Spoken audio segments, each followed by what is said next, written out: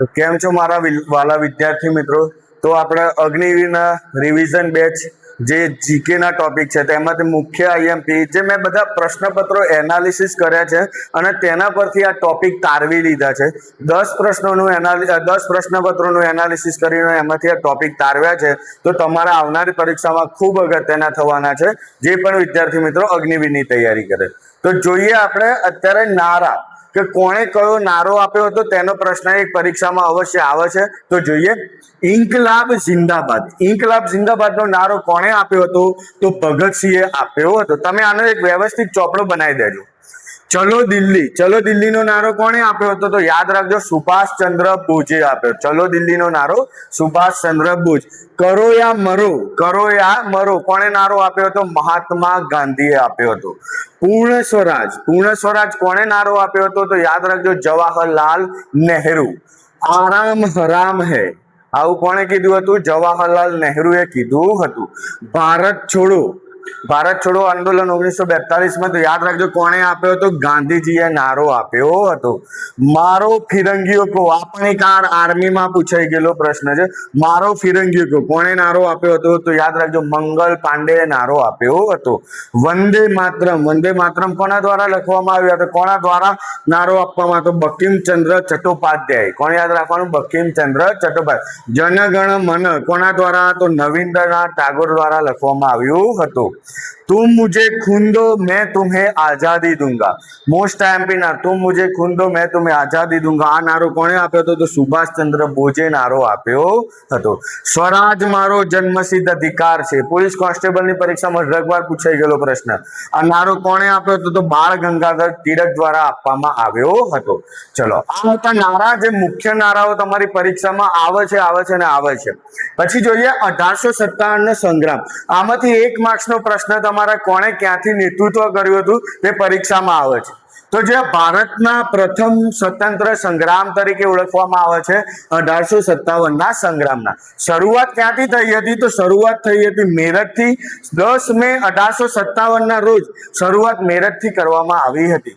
તે સમયે governor general કોણ હતા? તો યાદ રાખજો, લોર્ડ કેનિંગ એ સમયે ગવર્નર જનરલ હતા. ત્યારે 1857 નો પ્રથમ શહીદ કોણ થયો હતો? તો યાદ રાખજો, મંગલ પાંડે. કોણ હતો? મંગલ પાંડે. કારણ શું હતું? તો એક નવી રાઇફલ આવી હતી. એ રાઇફલનું નામ હતું એનફિલ્ડ રાઇફલ. તાત્કાલિક કારણ, જે બ્રાઉન બેઝની જગ્યાએ આવી હતી એનફિલ્ડ રાઇફલ. જે એનફિલ્ડ રાઇફલનો જે પણ કારતૂસ હતી એ કારતૂસ પર એવું કહેવામાં આવ્યું હતું ગાયનું માંસ અને ડુક્કરનું માંસ લગાવવામાં આવ્યું છે. એના કારણે એનફિલ્ડ રાઇફલના કારણે જે હિન્દુઓ દ્વારા ધર્મભ્રષ્ટ અને મુસ્લિમ દ્વારા પણ તેના કારણે તાત્કાલિક કારણ થયું હતું. ચલો, નેતૃત્વ કોને ક્યાંથી કર્યું? મોસ્ટ આઈએમપી અહીંયાથી એક પ્રશ્ન આવતો હોય છે.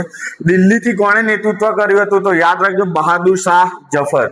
દિલ્હીથી કોણે નેતૃત્વ કર્યું હતું? બહાદુર શાહ જફર.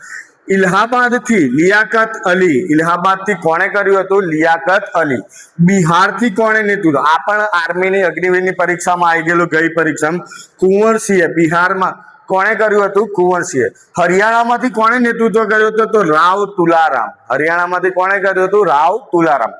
ઝાંસીથી કોણે કર્યું હતું? રાણી લક્ષ્મીબાઈ. કોણ હતા? રાણી લક્ષ્મીબાઈ. ગ્વાલિયરથી કોણે કર્યું હતું? તાત્યા ટોપે. લખનઉમાંથી કોણે કર્યું હતું? બેગમ હઝરત મહલ. લખનઉમાંથી કોણે નેતૃત્વ કર્યું હતું? બેગમ હઝરત મહેલ.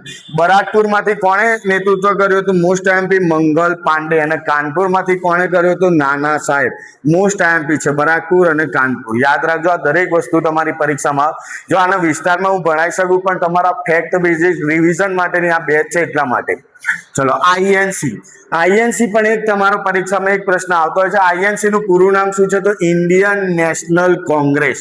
આઈએનસી નું પૂરું નામ છે ઇન્ડિયન નેશનલ કોંગ્રેસ. તેની સ્થાપના ગઈ અગ્નિવીરની પરીક્ષામાં પૂછાઈ ગયેલો પ્રશ્ન 28 ડિસેમ્બર 1885. યાદ રાખજો, ક્યારે? 28 ડિસેમ્બર 1885. અને સ્થાપક કોણ હતા? તો એક અંગ્રેજ અધિકારી હતા, એમનું નામ હતું A.O. હ્યુમ. શું નામ હતું? A.O. એક્લુટિમ હુમ એવું કંઈક નામ છે એમનું. તે સમયે ગવર્નર કોણ હતો? તો યાદ રાખજો, આઈએનસી ની સ્થાપના થઈ એ સમયે ગવર્નર હતો ડફરિન. પ્રથમ અધિવેશન ક્યાં મળતું? તો ગોકુળદાસ તેજપાલ પાઠશાળા હતી મુંબઈમાં. ક્યાં મળ્યું હતું? મુંબઈમાં ગોકુળદાસ તેજપાટ પાઠશાળા. તેના પ્રથમ અધ્યક્ષ કોણ હતા? પ્રથમ અધ્યક્ષ તો WC બેનર્જી, અઢળકવાર પરીક્ષામાં વ્યોમેશ ચંદ્ર બેનર્જી. અને એ સમયે કેટલા સભ્યોએ હાજરી આપી હતી INC ના અધિવેશનમાં? તો યાદ રાખવાનું 72 સભ્યોએ હાજરી આપી હતી. ચલો, ગાંધીજીએ કયા અધિવેશનમાં હાજરી આપી? તો 1924 ના બેલગાવ જે અધિવેશન ભરાયું હતું તે સમયે ગાંધીજીએ અધ્યક્ષતા કરી હતી. યાદ રાખો, હાજરીને અધ્યક્ષતા કરી હતી. 1896 માં કલકત્તા અધિવેશનમાં પ્રથમ વખત વંદે માતરમ ગીત ગવાયું. યાદ રાખજો, કયા અધિવેશનમાં? 1896. આ કેટલી વાર સાલ પૂછાઈ ગઈ છે. 1825 માં જે પ્રથમ મહિલા અધ્યક્ષ બન્યા હતા અને પ્રથમ મહિલા અધ્યક્ષ કોણ હતા? તો સરોજિના નાયડુ. હવે હું તમને એક પ્રશ્ન પૂછું છું, સારે જહાં સે અચ્છા હિન્દુસ્तान હમારા એ કોણે નારો આપ્યો હતો? તો તમારે મને કોમેન્ટ બોક્સમાં જણાવવાનું છે. જય હિન્દ, જય ભારત, વંદે માતરમ.